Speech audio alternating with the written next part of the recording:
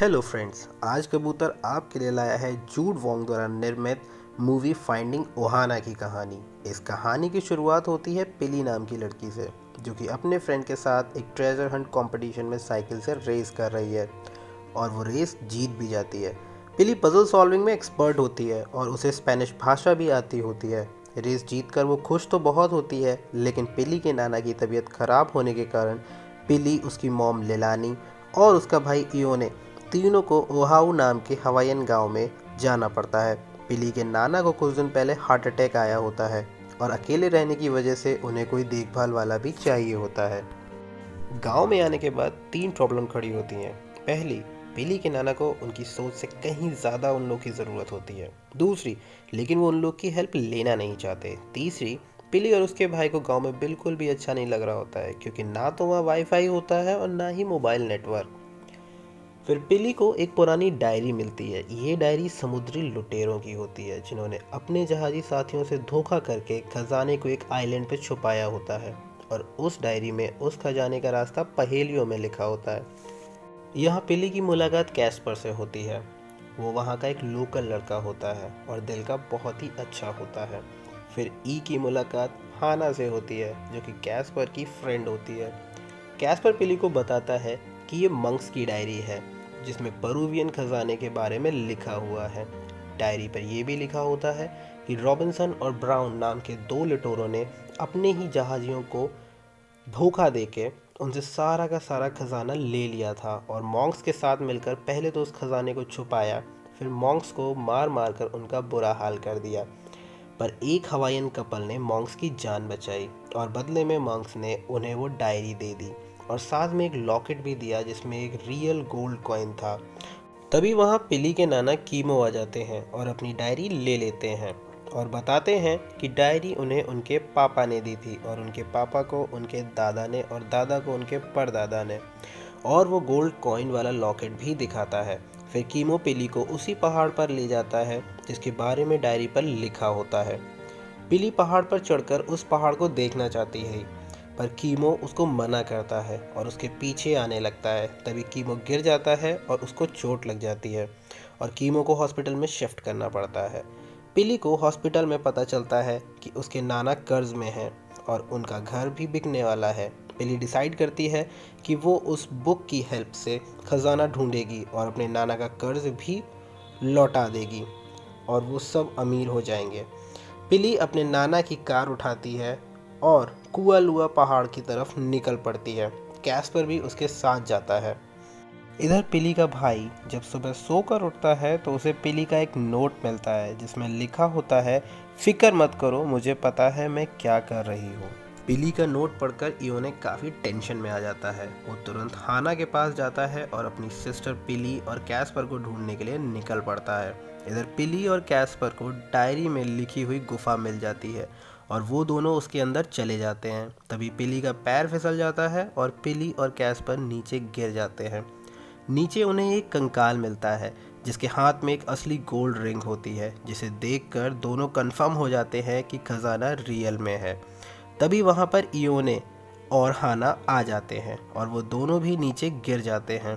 अब चारों गुफा में फंस जाते हैं और निकलने के लिए उसी डायरी का सहारा लेते हैं जिसमें खजाने का रास्ता दिया होता है। चारों वहाँ पड़े मुर्दों के कपड़ों से अपने लिए सेफ्टी गियर बनाते हैं और गुफा के अंदर सकरे रास्ते में एक सुरंग जैसी जगह होती है, उसमें जाने लगते हैं। गुफा बहुत ही पुरानी होती है, जिसमें लगी लकड़ियाँ सड़ चुकी होती हैं। तभी इयोने के हाथ पर एक मकड़ी काट लेती है और वो हड़बड़ाहट में एक लकड़ी तोड़ देता है, जिससे वो सकरा रास्ता, या हम कहें कि वो टनल, गिरने लगती है और किस्मत से चारों बाहर आ जाते हैं। पर बैग और वो डायरी अंदर रह जाती है। अब चारों बिना डायरी के आगे बढ़ने लगते हैं। आगे उन्हें एक लावा का पूल मिलता है जिस पर एक पुराना पुल बना होता है, पर पुल को टच करते ही पुल गिर जाता है। अब उन्हें घूमकर पुल पार करना पड़ता है। हाना को ऊंचाई से बहुत डर लगता था, पर इयोने की मदद से वो पुल पार कर लेती है। तभी इयोने को समझ में आता है कि जिस मकड़ी ने उसे काटा था वो जहरीली थी। इयोने कैस्पर को बताता है कि उसको मकड़ी ने काट लिया है, पर वो पिली और हाना को नहीं बताते हैं ताकि वो लोग कहीं परेशान ना हो जाए। फिर उन्हें आगे चलकर एक सुरंग मिलती है जिसमें पानी भरा होता है, पर पिली को तैरना नहीं आता है। तो पिली का भाई इयोने उसे सुरंग पार करवाता है। पानी से बाहर आते ही पिली को याद आता है कि उस डायरी में भी यही ड्राइंग बनी होती है और वो खजाने के और पास आ जाते हैं। उन्हें बाहर का रास्ता भी मिल जाता है जो कि एक झरना होता है। मकड़ी के काटने की वजह से इयोने की हालत काफ़ी ख़राब हो रही होती है। तभी पिली और कैस्पर को एक पुली सिस्टम मिलता है जिसको अनलॉक करते ही गुफा का दरवाज़ा खुल जाता है। जब वो अंदर जाकर देखते हैं तो वहाँ सच में खजाना होता है। चारों बहुत खुश होते हैं और खजाना भरने लगते हैं और वहाँ पर सेल्फीज लेने लगते हैं। तभी एक सेल्फी में उन्हें कुछ अजीब सा दिखता है। जब वो उसे पास से देखते हैं तो वो एक कब्र होती है और हाना बताती है कि ये जगह पवित्र है और हम यहाँ से कुछ नहीं ले जा सकते, क्योंकि जो कुछ यहाँ पर एक बार चढ़ गया वो यहाँ से वापस नहीं ले जाया जा सकता। पर पिली, हाना और कैस्पर सब कुछ वापस रख देते हैं, लेकिन इयोने उन लोगों की बात नहीं मानता और मुर्दों का अपमान करता है। तभी सारी मशालें बुझ जाती हैं और फिर से ब्लू कलर की लाइट के साथ जलने लगती हैं। चारों तरफ ड्रम की आवाज़ बजने लगते हैं और वो लोग समझ जाते हैं कि जो दंत कथाएँ वहाँ पर फेमस हैं उनके हिसाब से निशाचर आने वाले हैं। चारों डर कर भागने लगते हैं। गुफा भी गिरने लगती हैं। चारों बरगद की जड़ों से लटक कर झरने में कूद जाते हैं और जंगल में आ जाते हैं। पर निशाचर, जिन्हें इस कहानी में नाइट वॉकर्स भी कहा गया है, उनका पीछा कर रहे होते हैं। इधर हॉस्पिटल में जब कीमो को पता चलता है कि बच्चों की लोकेशन सुबह से कुआलाओ पहाड़ दिख रही है, वो समझ जाता है कि वो लोग खजाना ढूंढने गए हैं।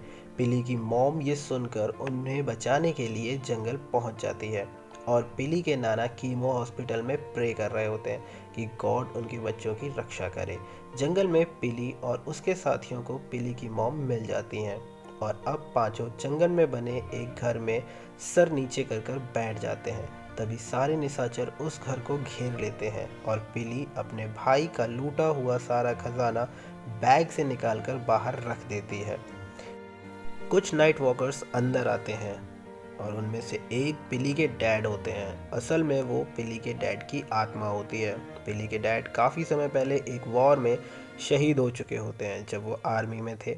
नाइट वॉकर्स सोना उठाते हैं और वहाँ से चले जाते हैं। कहानी के अंत में पिली के नाना बताते हैं कि असली खजाना या कहें ओहाना तो असल में उनकी फैमिली ही है और वो साथ में रहने लगते हैं। बाकी मूवी बहुत अच्छी है और देखने लायक भी है, तो फाइंडिंग ओहाना ज़रूर देखें।